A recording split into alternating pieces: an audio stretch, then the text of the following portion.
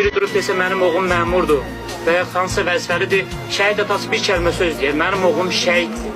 Burada heç kim danışa bilməz. Heç kim, heç bir vəzifə, heç bir rütbə şəhidin qabağında danışa bilməz. Şəhid valideyninin qabağında danışa bilməz. Bugün hamımızın qarşısında bir daha baş əyirəm. Allah'tan şəhidlərimizə, rəhmət, qazilərimizə şəfa diləyirəm.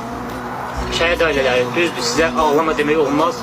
Siz şəhid üçün ağlamırsınız, siz yoxluq üçün ağlayırsınız. Çünki böyütdüyünüz, boya başa çatdığınız övladlarınız üçün yanınızda yoxdur. Onun üçün göz yaşlısınız. Yoxsa şəhidlik məqamı cənnət məqamı deməkdir. Ən böyük dərcə, ən böyük zirvə deməkdir. Onun üçün kim ağlayar ki?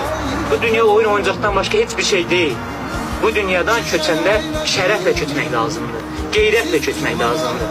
Bugün hər kəsin bir əcəli var. Bilmək olmaz bəlkə, buradan gedəcək, biz elə özümüzdə başımıza bir iş gələcək. Amma əsas odur ki, bu dünyadan belə köçəsən, şəhid adıyla köçəsən. Valideynin adını həmişə uca tutasan. Rəhmətə gedirsən, valideynin əsrlərcə yaşayır. Sən yaşayırsan, valideynin adı əsrlərlə yaşayır.